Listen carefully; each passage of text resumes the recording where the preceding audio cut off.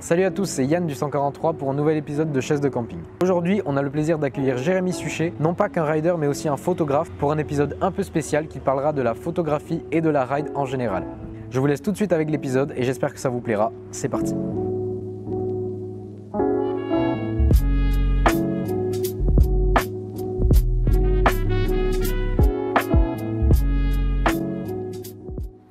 Bah écoute Jérémy, bienvenue. Merci. Jérémy Suchet, 26 ans si je me trompe pas. 27. 27, Ouais, excuse-moi, 27. j'ai dû noter. Et je suis presque plus proche des 28 même. Ah c'est vrai? Ouais. Ah, erreur de notre part. 27 ans, tu viens de Paris si je me trompe Ouais, pas. la banlieue parisienne, ouais. Aujourd'hui tu habites à Lyon. Tout à fait. Est-ce que tu pourrais te présenter un petit peu plus pour les gens qui ne te connaîtraient pas encore s'il te plaît? Bien sûr. Donc moi je m'appelle Jérémy Suchet, j'ai 27 ans, ça fait 15 ans je pense que je fais de la trotte. Donc j'ai commencé en région parisienne à rider quand il n'y avait pas grand chose en vrai. Il y avait déjà une mini communauté mais c'était vraiment les anciens. Et puis avec mes potes on a fait un petit crew, on a fait plein de choses dans Paname.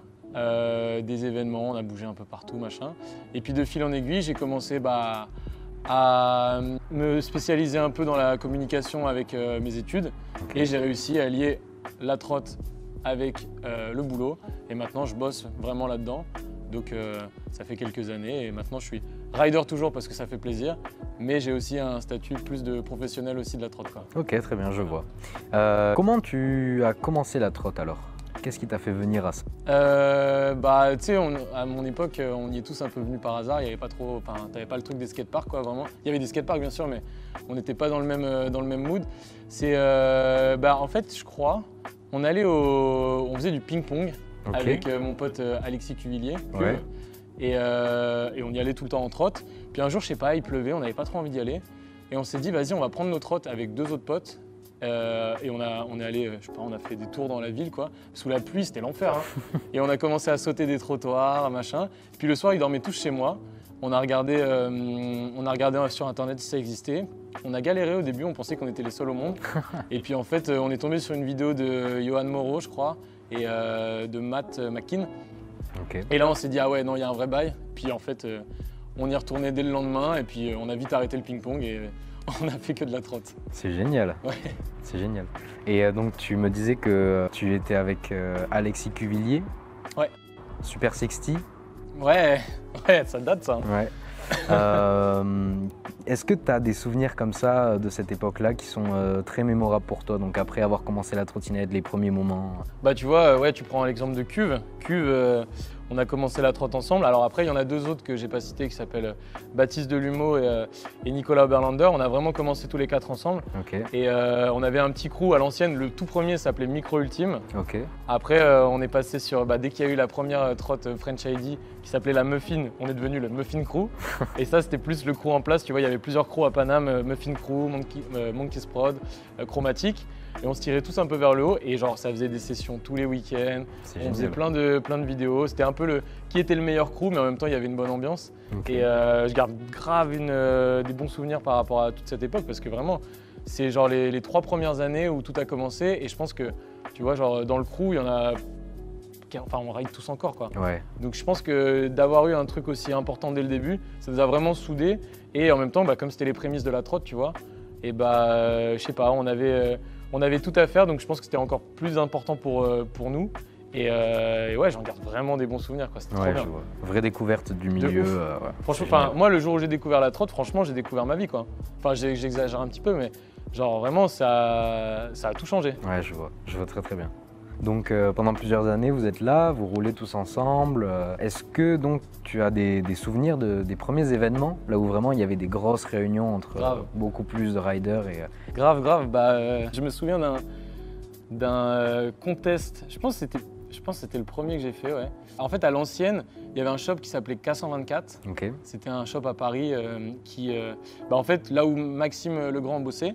Et Kéké connaissait un peu les gars, ils ont lancé French ID avec eux en fait. Okay. Et en fait, ils avaient organisé un contest dans un tout petit skatepark à Paname qui s'appelle le skatepark des quais de Gemap, donc c'est sur les quais du canal Saint-Martin. Okay. Et c'est genre, t'as une courbe, un rail, un ledge et c'est tout. Ouais, je vois. Et il y avait eu un gros contest là-bas, il y avait plein de monde qui était venu. Je pense que c'était mon premier contest, donc là j'étais un peu intimidé, machin. Il y avait vraiment beaucoup de monde. Il y avait les anciens de l'époque, tu avais même Martin Nogol, je sais pas si ça te parle. Pas vraiment. C'est un rider tchèque de French ID à l'ancienne, tu sais, genre Ok. à l'époque du tout début où il y avait JD, tout ça. Ok. Et le mec, il s'était déplacé, il avait fait un run de ouf. Ouais. Enfin, vraiment, j'étais choqué, quoi. Ouais. Et je m'étais dit, ah ouais, non, mais là, c'est vraiment c'est trop bien. Moi, je sais pas si je voulais être pro, mais j'étais là en mode, ah ouais, non, mais là, il y a vraiment du niveau, Ouais, tu fais de la c'est donnée archi là-dedans. motivant. Ouais, je vois. Et là, pareil, je m'étais un peu chié sur le run, mais c'était des bons souvenirs. Mais tu sais, vraiment de voir qu'il y avait plein de monde qui faisait de la trotte, c'est trop bien. Je vois. Ok. Et à partir de cette époque-là, comment ça t'est venu alors la vidéo? Parce que du coup, trottinette, t'es reparti, donc ensuite tu t'es dirigé vers la réalisation vidéo, photo. Comment ça t'est venu ça aussi alors? Et ben en fait, pour les vidéos, en gros, comme je te l'ai dit en off un peu tout à l'heure, là, au début, tu sais, on avait un petit crew avec les gars, le Ouais. crew Micro Ultime, Ouais. et c'était à l'époque des Skyblogs. Ok. Et moi, j'avais eu je sais plus, mes parents, ils m'avaient acheté un appareil photo, ou alors je leur avais piqué le leur, je sais plus. Et en fait, on se filmait un petit peu, tu vois, mais un peu à l'arrache, parce qu'il fallait avoir des images pour poster sur le Skyblog. Et j'ai tout de suite kiffé le truc d'avoir des trucs à raconter, de filmer, d'avoir des projets. Enfin, dans l'équipe, à chaque fois, moi, j'étais motivé à faire des vidéos. Ok. Et puis, au début, on se motivait un petit peu à faire des tout petits trucs, tu vois. Ouais. Puis ça a commencé à faire des vrais edits. Ouais. Mais genre, gros, j'en ai fait à la pelle. Hein. Et puis de fil en aiguille, on en faisait de moins en moins, mais de mieux en mieux. Ouais, ok, je vois. Et puis après, j'ai commencé vraiment à kiffer ça. Et puis je me suis plus dirigé sur la photo parce que j'avais eu une caméra. Mais à l'époque, c'était le moment où les réflexes, ils ont vraiment commencé à être vraiment efficaces en vidéo. Ouais. Et en fait, j'ai acheté un réflexe pour la vidéo. Et une fois que je l'avais, je me suis dit, mais attends, mais t'as un appareil photo et tu fais pas de photos? À quoi bon? C'est vrai. Et du coup, j'ai commencé à faire des photos derrière. Et puis c'est plus ça que j'ai kiffé. Ok. Mais ça a commencé vraiment parce qu'en gros, il fallait qu'on filme. Et il y en a un qui devait avoir une caméra, Je c'était vois. moi. Ok, c'est marrant. C'est marrant de se dire que de tout ça découle juste du, Mais c'est que du des hasard. petites choses. Hein. Ouais. Franchement, ça, encore une fois, la trotte, c'est genre un jour, on n'a pas voulu aller au ping-pong, quoi. Ouais, c'est vrai. C'est ouf. Ouais, c'est vrai, c'est vrai. Donc du coup, tu roules, tu Ouais. fais de la trottinette, ça prend des photos, c'est toujours en crew comme ça. Est-ce que vient un moment où tu te rends compte que tu as envie de faire plus que ça et de vraiment faire de la photo plus professionnellement et donc que tu commences à avoir des vrais projets, des gros projets qui arrivent? Ouais, de ouf. Alors, j'ai pas le moment, tu Mhm. vois. Je saurais pas te dire, je pense que ça s'est fait avec le temps. Ouais, Mais quand j'ai commencé vraiment à faire des projets avec l'équipe, avec mes potos, là, ouais, tu sais, j'ai toujours eu un peu pas le statut de leader parce que c'est pas le mot, mais dans le sens, c'est moi qui portais un peu les projets à chaque ouais, fois. je vois. Et Très du bien. coup, c'est toujours moi qui gérais un petit peu les petits détails, machin. Et puis à force de faire des petites choses, tu sais, c'est toi qui vas faire le montage, Ouais. c'est toi qui vas faire le post sur le Skyblog, enfin des trucs Ouais. comme ça. Je me suis dit au bout d'un moment, putain, mais j'aime bien faire ça en fait. Vraiment, c'est cool.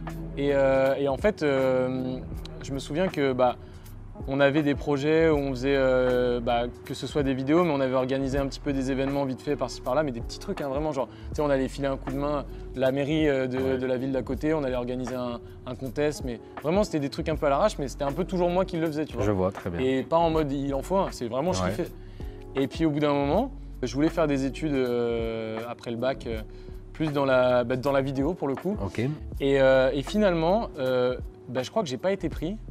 Et j'avais mis un truc aussi dans la publicité parce que je kiffais ça, tu vois. Ok. Mais bon, un peu, j'avais postulé un peu à l'arrache. ouais, je vois. Et en fait, il se trouve que j'ai été pris dans ce truc-là et pas dans la vidéo. D'accord, Et en fait, c'est le meilleur truc qui me soit arrivé. c'est vrai. Parce que franchement, je suis tombé sur une école de ouf à Paris. Et en fait, à partir de ça, je me suis dit, ok, donc ça, c'est la communication.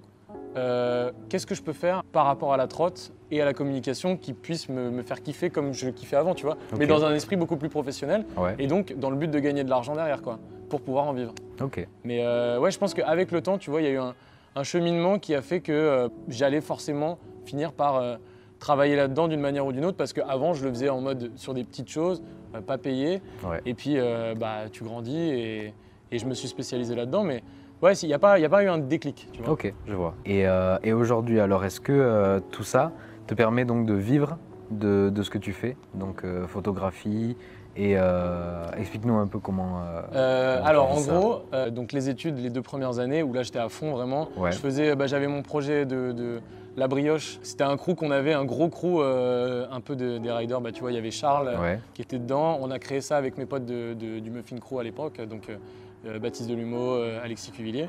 Ouais. Et c'était un gros truc, c'était un label un peu. Et on a fait des événements comme le L'Art Battle, Ok.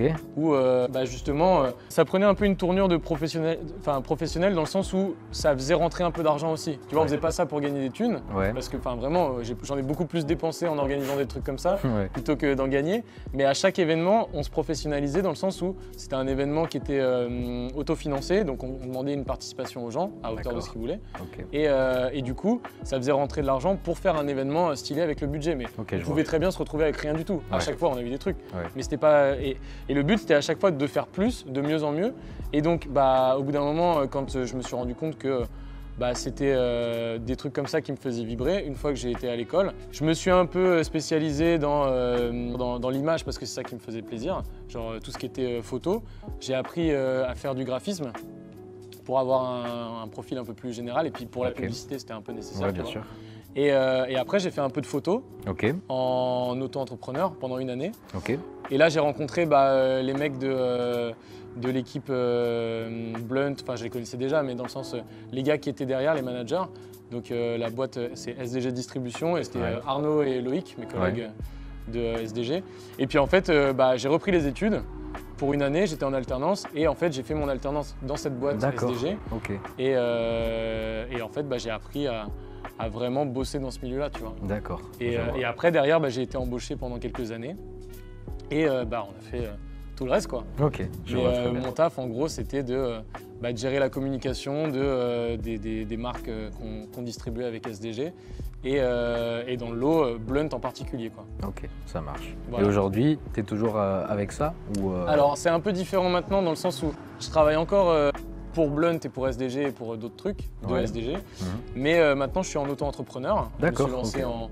à mon compte il y a quelques mois. Ok. Donc, ça reste un de mes clients principaux. Mais je peux le faire aussi pour d'autres gens.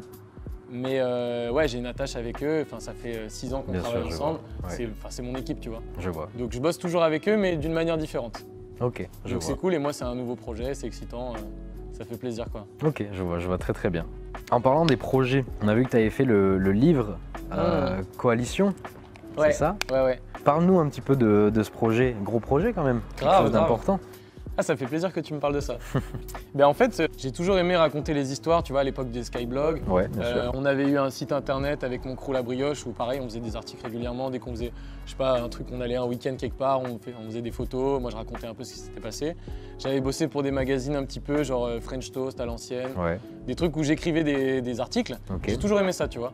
Et donc, quand on a fait coalition avec mon équipe en mai 2018, je crois, Ouais, c'était à Barcelone, donc la deuxième édition de coalition. ok. Moi, j'ai été un peu amené à coalition un peu par hasard, dans le sens où à la base, il y avait l'équipe de Martin André, Nico Jacob, Dan Barrett et Lucas Demiglio. Ok, Ils n'avaient pas de caméraman vraiment.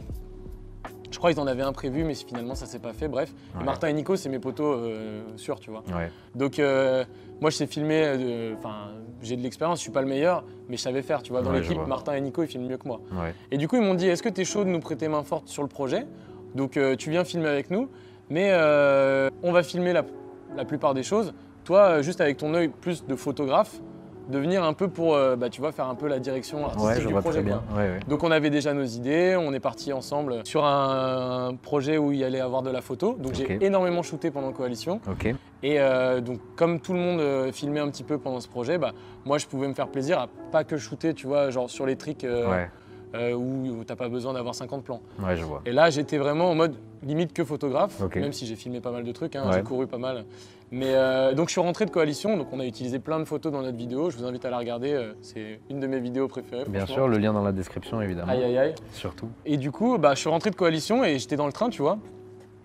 J'avais 5 heures de train et puis je me dis, mais j'ai quand même beaucoup de photos, enfin, je vais pas les foutre sur Instagram et c'est dommage, quoi. Ouais, Et je dis en plus Coalition, c'était une vraie expérience. ouais, bien J'avais sûr. envie de raconter un peu le truc. Ouais, Et au début, je me suis creusé la tête. Je me suis dit, mais qu'est-ce que je vais faire? J'avais plus de site internet. Est-ce que je vais mettre ça sur, je sais pas, créer un truc pour l'occasion, machin? Puis après, je me suis dit, tu sais quoi? Vas-y, écris. Donc j'ai pris mon ordi, j'ai écrit pas mal de petits trucs. Au début, c'était vraiment brouillon. Il n'y avait pas beaucoup de texte. C'était plus genre, je racontais des toutes petites anecdotes. Et après, j'ai rassemblé toutes les photos. Et en arrivant chez moi, Je me suis dit, vas-y, il faut faire un truc un peu cadré, sinon ça va pas marcher. Et moi, j'aime beaucoup l'écriture, j'aime bien les bouquins. Je me suis dit, il n'y a pas vraiment de photobook dans la trotte. Alors, je dis pas que je vais être le premier, mais je voulais faire partie des gens qui amenaient ce petit truc. Donc, je me suis cassé la tête pour avoir un truc un peu sympa. J'ai sélectionné mes photos préférées et puis j'ai raconté l'histoire. J'ai fait une première version en ligne qui était honnêtement. Et après, j'en ai refait une papier, genre peut-être un an plus tard, je pense. Et j'ai tout retravaillé. Et puis, vas-y, je me suis dit, allez, c'est parti, je lance l'impression et on verra si ça prend. Et ça a grave pris. Et j'étais trop content. Et les gens, ils m'ont dit, cool, on a un objet de trottinette, tu vois, qui n'est pas une trotte. Ouais, je vois. Et un objet de culture de trottinette. Et ça raconte l'histoire. Et moi, j'ai kiffé. Et puis, c'est vrai que Coalition, c'est un truc un peu élitiste. Nous, on a grave de la chance à avoir pu faire ça. Donc, de le raconter, ça fait super plaisir. Et ça permet de partager un peu ses expériences et de donner envie aux gens. Donc, moi, je suis trop content d'avoir fait ce projet et d'avoir eu le retour que j'ai eu par rapport à ça, quoi. Et j'en ferai d'autres, ça c'est sûr. Félicitations. Et puis, on a vraiment hâte de voir les nouveaux. Bon, on va un peu changer de sujet, toujours en restant dans le même thème bien sûr. Donc on a vu des projets vidéo émerger ces derniers temps. CrackNG par exemple, vrai projet. Team Europe, DC Scootering aussi, très très gros projet. Ton point de vue un peu sur le parallèle entre la vidéo et la trottinette. Pour moi, je trouve que la vidéo aujourd'hui a pris une place tellement importante dans le monde de la trottinette parce que ça nous permet de faire voir pour nous et même au grand public ce que c'est la trottinette. Je pense que sans ça, notre sport ne serait pas aussi enrichi parce que ça nous permet vraiment d'avoir des projets qui font évoluer, qui font avancer le monde de la trotte. Et donc voilà, moi je voulais juste savoir un petit peu ce que tu pensais de tout ça, comment tu voyais la vidéo dans le monde de la trottinette et tout ça.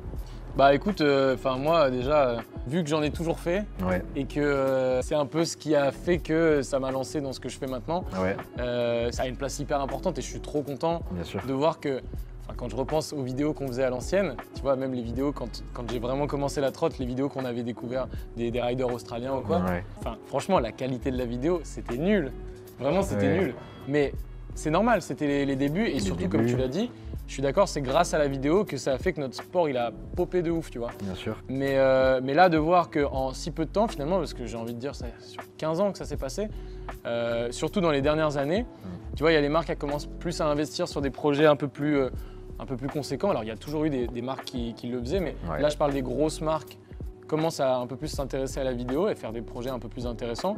Donc c'est cool de voir que tu vois des projets comme DC Scootering ou même des trucs indépendants comme Crack.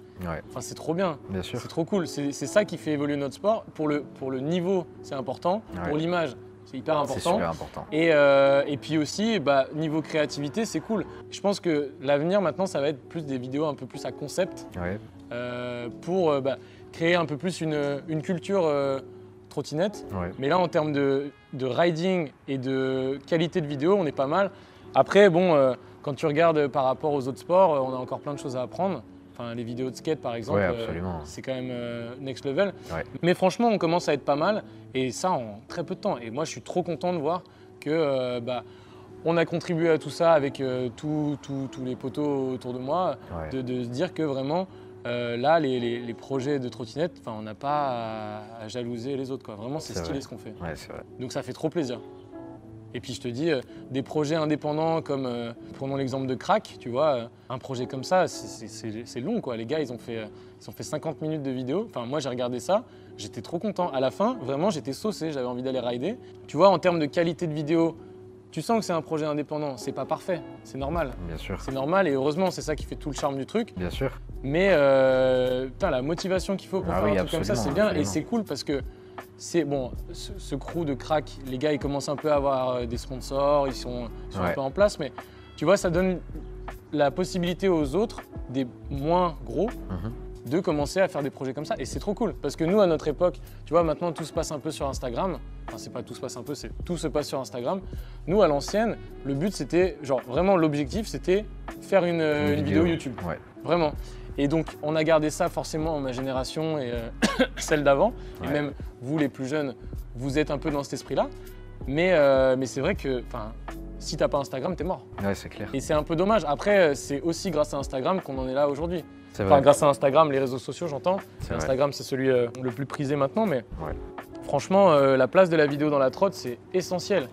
Et c'est aussi un peu ça qui nous fait vibrer, je pense. Absolument. Genre le riding c'est trop bien, mais faire des images c'est trop bien aussi. Bien sûr, absolument.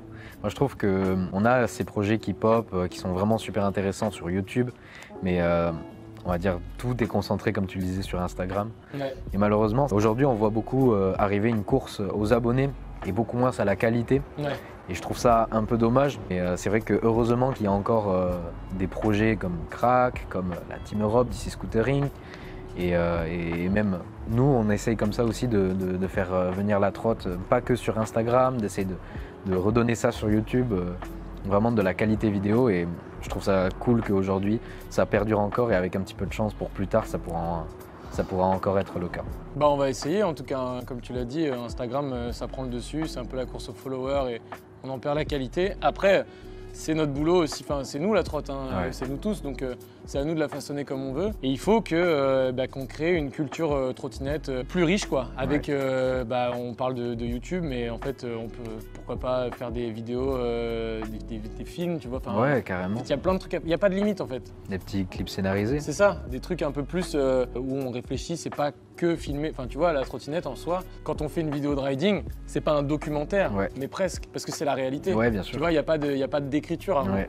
Et bah, peut-être que maintenant, des trucs comme ça, c'est peut-être un peu l'avenir. Ouais, peut-être qu'avoir un peu plus de photos à l'avenir, des bouquins, des événements à concept, quoi. Il y a plein de trucs à faire, vraiment. On doit à Instagram et aux réseaux sociaux le fait que la trotte, elle est explosée si vite, c'est sûr. Bien sûr, bien sûr. Mais il ne faut pas s'oublier là-dedans. Parce qu'effectivement, on est sur une quantité au-dessus de la qualité. Et c'est dommage. Ouais. Mais bon, à nous de jouer. Enfin, vraiment, le destin de la trotte, il est entre nos mains à tous, quoi. Carrément. Retenez bien ça, c'est important. Donc ouais, on a vraiment on a vu le monde d'aujourd'hui. On parle de beaucoup d'actualité, tout ça aujourd'hui. Comment toi tu verrais le monde de la photo, de la vidéo et de la trottinette en ensemble demain? Comment tu verrais l'avenir de la trotte avec la photo et la vidéo, le monde de demain?